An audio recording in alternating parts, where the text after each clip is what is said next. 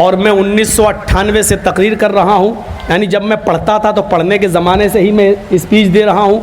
अपने तालिबे इल्मी के ज़माने से, मेरी उम्र 17-18 साल थी, उस वक्त से मैंने तकरीरें करना शुरू की। और 17 साल की उम्र में मेरी पहली तकरीर बम्बई में बाल ठाकुरे के ख़िलाफ़ हुई थी, और उसी वक्त मैं गिरफ़्तार भी हो गया था, लेकिन नाबालिग होने की वजह से बच गया। 18 साल नहीं हो पाया था तो बच गया, जेल में नहीं ले जाया गया। बस वहीं पर हमारी सबसे पहले जो पुलिस थाने में जो ज़मानत भरी गई वो दिलीप कुमार ने भरी थी आकर। वो बांद्रा में रहते थे। उन्होंने कहा कुछ भी हो, लेकिन लड़का बोला तो इस्लाम के फेवर में था, बच्चा है हमारा, गलती कर गया। तो आया और 50,000 रुपये का उस ज़माने में मुचलका भरा गया पुलिस थाने में, और वहाँ देकर उसने हमको छुड़ाया था।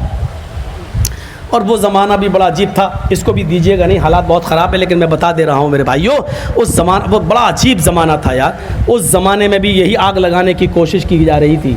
मोहम्मद अय्याश था, उफ, हमारे नबी के बारे में, जिसके हया का और शर्म का आलम ये था कि एक औरत ने अपना हाथ बढ़ाकर कहा था कि मुझसे हाथ मिला लीजिए, अरे अल्लाह के नबी, मैं आपके हाथ पर हाथ रखकर बैत करना चाहती हूँ कि मैं शिरक नहीं करूँगी, चोरी नहीं करूँगी, जिना नहीं करूँगी।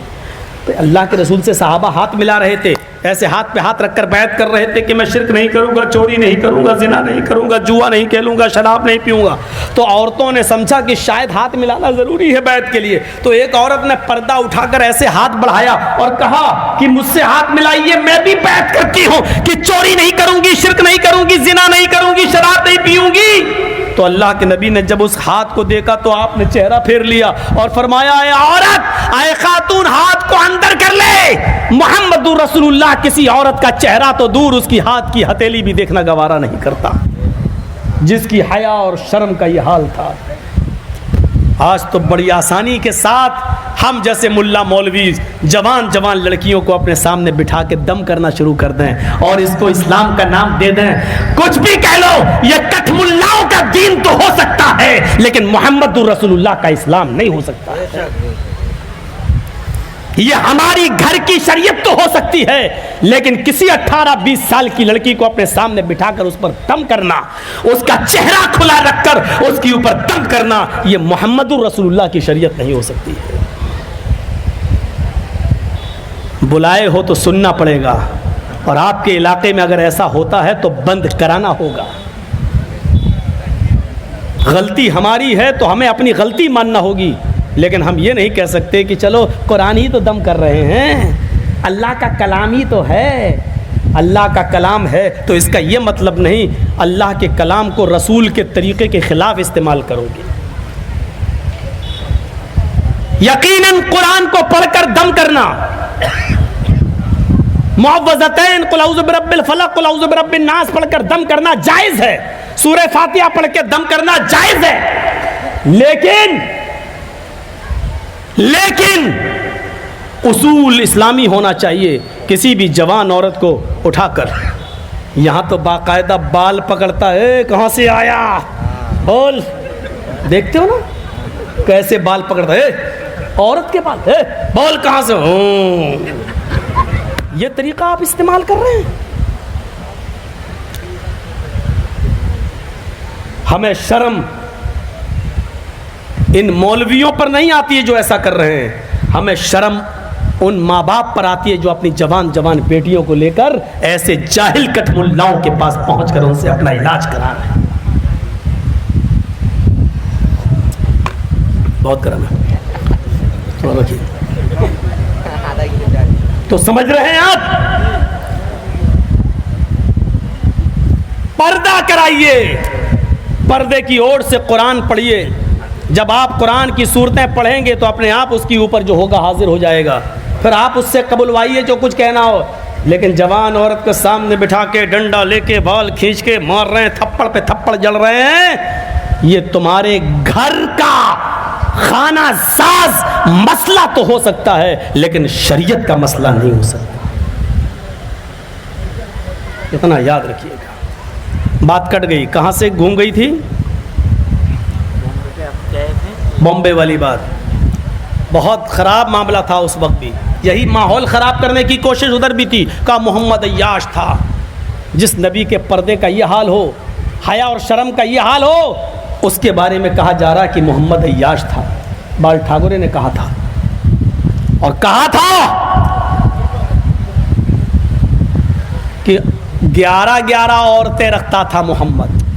रखते थे नहीं कहा था, रखता था। इन्ना लिल्लाहि व इन्ना इलैहि राजिऊन। फिर उसने कहा कि अगर मेरी सरकार आ गई और अगर मुझे देश का प्रधानमंत्री बना दिया गया, 10 दिन के अंदर अंदर हरा रंग मैं बंद कर दूंगा। ये मुसलमानों का जो रंग है, इस्लामी रंग, हरा रंग, इसको मैं बंद कर दूंगा। और तकरीर थी, देवबंदी, बरेलवी, शिया, सुन्नी, अहले हदीस, सारे मसलक के लोगों ने उसके ख़िलाफ़ एक जलसा किया था कि हमारे नबी की तौहीन हुई है, हमें कहना पड़ेगा। एक जलसा किया गया उसके ख़िलाफ़, सब लोगों ने जमा होकर दिया। इत्तेफाक से मैं बम्बई गया हुआ था, मेरे पास भी दावत आ गई कि आपको भी थोड़ा बोलना पड़ेगा। हमने कहा ठीक है, चलो बोल देंगे। वहाँ तकरीर करने के लिए जब मैं, तो मुझे उधर भी सबसे बाद में ढकेल दिया गया। ये मेरे साथ हमेशा होता रहा है। 17 साल से लेकर आज मेरी उम्र 42 साल हो रही है। आज तक मैं जहाँ भी गया हूँ मुझे सबसे बाद ही में ढकेला गया। शायद मैं सबसे गिरे हुए इलाके का हूँ, इसलिए मुझे गिरा हुआ टाइम दिया जाता है। तो मेरे भाइयों, अब वहाँ अब मैं देख रहा हूँ कि वहाँ सारे लोग बड़े अदब से बोल रहे हैं। बाल ठाकुरे जी को माफ़ी मांगना चाहिए, यहाँ जी। और मुझे गुस्सा आ रहा था कि जब इसने इतना बुरा बोला है तो उसको जी जी क्यों कह रहे हैं ये लोग, जितने मुल्ला मौलवी बैठे। ठाकुरे जी माफ़ी मांगो। अरे भैया, माफ़ी मांगने से क्या हो जाएगा? तुम कौन होते हो? उसने गुस्ताखी की नबी की शान में, तो तुम कौन होते हो माफ़ करने वाले अगर वो माफ़ी भी मांग ले तो?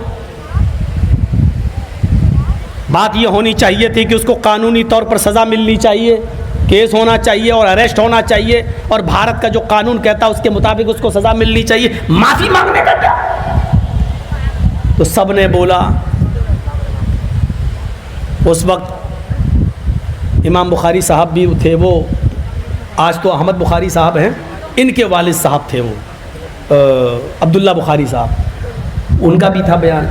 उन्होंने भी यही कहा था कि बहुत गलत बात हुई है, हमारे नबी की शान में गुस्ताखी हुई है, माफ़ी मांगी जाए। लेकिन 17 साल की उम्र थी मेरी। कहते हैं कि ये उम्र बड़ी ख़तरनाक होती है। 17 का मतलब ख़तरा। अब हमारा जब नंबर आया तो हमको क्या मालूम था कि हालात इतने ख़राब हो जाएंगे मेरी तकरीर के बाद। मैंने कहा कोई माफ़ी आफ़ी नहीं। मैंने कहा कि बाल ठाकुरे ने जो ये बोला है कि मेरा नबी अय्याश था, मोहम्मद अय्याश था, मैं पूछना चाहता हूँ हिंदू धर्म के ठेकेदार बाल ठाकुरे से। मैंने जी भी कुछ नहीं कहा। मैंने कहा होगा, अपने घर का नेता है तू, आसमान से तू उसी तरह पैदा हुआ जिस तरह हम अपनी माँ के पेट से पैदा हुए हैं। हाँ, बड़े कैसे हो गए? सब बराबर हैं, भारत का हर नागरिक बराबर दर्जा रखता है। तो मैंने कहा कि अगर 11 बीवी रखने वाला अय्याश हो गया तो मुझे ठाकुरे बताए, महाभारत में लिखा है कृष्ण कन्हैया की 16,108 गोपियाँ थीं। कितनी थीं? 16,108। और कृष्ण जी उनके कपड़े उठाकर बरगद के पेड़ पे चढ़ जाते थे। जब वो नहाती थी किसी गंगा में तो कपड़े उतार के अंदर नहा रही हैं नदी में, कृष्ण जी ऐसे थे कि कपड़े उठा के चढ़ गए बरगद के पेड़ पे। अब तुम निकलो ऐसे ही बाहर। अब लड़कियां जब बाहर निकलती थी तो देखती थी कपड़े नहीं हैं। कृष्ण जी बांसुरी बजा रहे हैं पू करके वहाँ। अब लड़कियों की नज़र पड़ती वहाँ तो कहती हैं ये तो कृष्ण जी हैं, कपड़े ये। बोले मेरे पास आओ और कपड़े ले जाओ, ये महाभारत में लिखा। मैं क्या करूँ? अब मैंने ये बयान करना शुरू कर दिया। और वहाँ देख रहा हूँ एक एक करके पुलिस वाले आते चले जा रहे हैं। अब मैं समझा कि सिक्योरिटी के लिए आ रहे हैं, मुझे क्या मालूम था ये पकड़ने के लिए आ रहे हैं। 17 साल की उम्र, इतना समझदारी नहीं थी। मैंने कहा बताओ, कृष्ण जी कह रहे हैं कि इधर आओ। तो लड़कियां मारे शर्म के एक हाथ ऊपर रख लिया, सीना छिपा लिया, एक हाथ शर्मगाह पे रख लिया ऐसे, और चलने लगी कपड़ा लेने के लिए।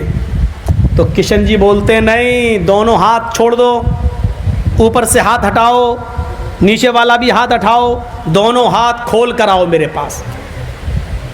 मैंने कहा बाल ठाकुरे जी क्या कहोगे कृष्ण जी के बारे में? हमारे नबी ने तो हाथ की हथेली तक देखना गवारा नहीं की, और मुकाबला कर रहे हो तुम हमारे नबी का, तकाबुल कर रहे हो हमारे नबी का कृष्ण जी से। 11 बीवी रख ली तो अय्याश, और 16,108 रखता था, उसको क्या कहोगे? फिर मैं आ गया हरे रंग पर। मैंने कहा ठाकुर जी तुम क्या, तुम्हारे बाप, ये शब्द मेरा मौजूद है, तुम क्या, तुम्हारे बाप भी हरा रंग बंद नहीं कर पाएंगे। हमने कहा कितनी हरी चीजों पर पाबंदी लगाओगे? तुम तो सब्जियां भी खाते हो तो हरे रंग की खाते हो। अल्हम्दुलिल्लाह तुम सब्जियां भी खाते हो तो वो भी इस्लामी रंग से रंगी हुई हैं। हमने कहा लौकी, परवल, पालक, मेथी, ये सारी चीजें जो खाते हो, ये सारी सब्जियां हरे रंग से रंगी हुई हैं। हमने कहा आपके लाल रंग से रंगी हुई 2 ही 3 चीजें आती हैं, एक शलजम, एक टमाटर, एक गाजर। हमने कहा और भी कुछ लाल चीजें हैं जो हम लोग खाते हैं। अगर लाल रंग से इतना प्यार है तो तुम भी खाना शुरू कर दो। हमने तो वहाँ नाम भी ले लिया था, यहाँ नाम नहीं लूँगा, कभी कभी भरोसा उड़ भी जाता है कि मैंने तो नाम भी ले लिया था।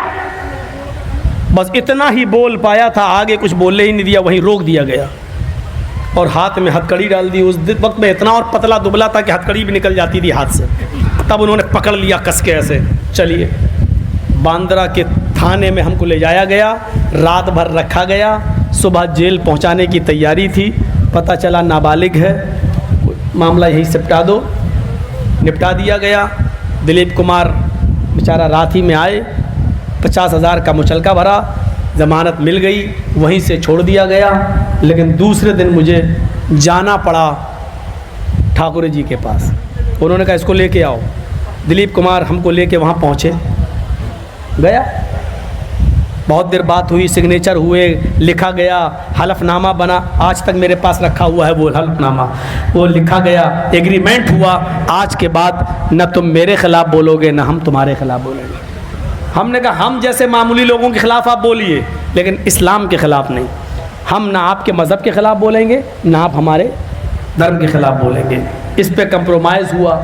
उसके बाद वहाँ से चले तो बाल ठाकुरे ने हमसे कहा कि मौलाना साहब,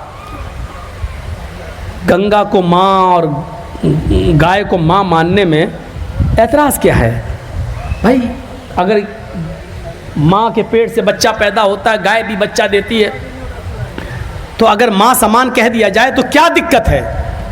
हमने कहा कोई दिक्कत नहीं है, लेकिन ये बताइए कि फिर बकरी को और भैंस को आप बहन और बेटी का भी दर्जा नहीं देते? वो भी तो बच्चा पैदा करती है, वो क्या कुछ और पैदा करती है?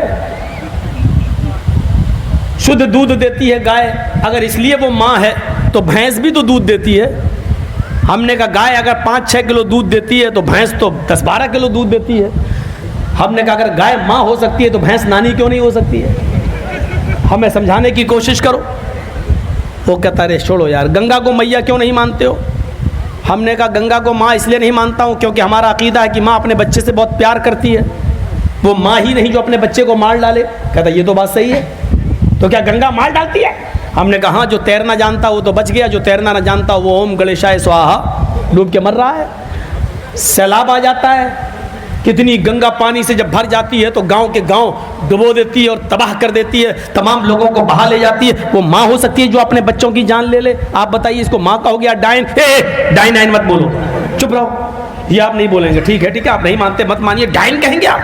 मैंने कहा मैं आपसे पूछ रहा हूँ कि जो अपने बच्चे की जान ले ले वो माँ है या डाइन? आप क्या कहेंगे? अच्छा ठीक है, चलिए कोई बात नहीं। वाह, छोड़ दिया, लाल बत्ती वाली गाड़ी में बिठाया और हमको वहाँ से कुरला जाना था, उसने मैं कुरला तक छुड़वाया, इज़्ज़त किया, ऐसी बात नहीं है। तो उस वक्त भी माहौल ख़राब करने की कोशिश की गई थी, माहौल आज भी ख़राब करने की कोशिश की जा रही है। लेकिन फ़इन्न मअल उसरि युसरा, हर परेशानी के बाद आसानी है। जो दिन आज है वो कल नहीं रहेंगे, होता है ऐसा। और ये अजाब के छोटे छोटे झटके ये आते हैं और आएंगे। हो सकता है कि अल्लाह तबारक व तआला ही की तरफ से हो कि तुम एक हो जाओ, तुम एक जहती अपने अंदर, इत्तिफाक अपने अंदर पैदा कर लो, वरना तुम्हें इसी तरीके से काटा और मारा जाता रहेगा और तुम्हारी मस्जिदों को इसी तरीके से बर्बाद किया जाता रहेगा। तुम हमारे घर की भी हिफाजत नहीं कर सकते हो, इसलिए एक हो जाओ। हो सकता है ये अजाब के छोटे छोटे झटके हमको सबक सिखाने के लिए आ रहे हो, हमको रास्ते पे लाने के लिए आ रहे हो, इसलिए हमें और आपको तैयार हो जाना चाहिए इत्तिफाक और इत्तिहाद का एक धागे में हमें और आपको शामिल हो जाना चाहिए। अब ये दौर गया, तेरे पीछे मेरी नमाज नहीं, मेरे पीछे तेरी नमाज नहीं, इसको भूल जाइए।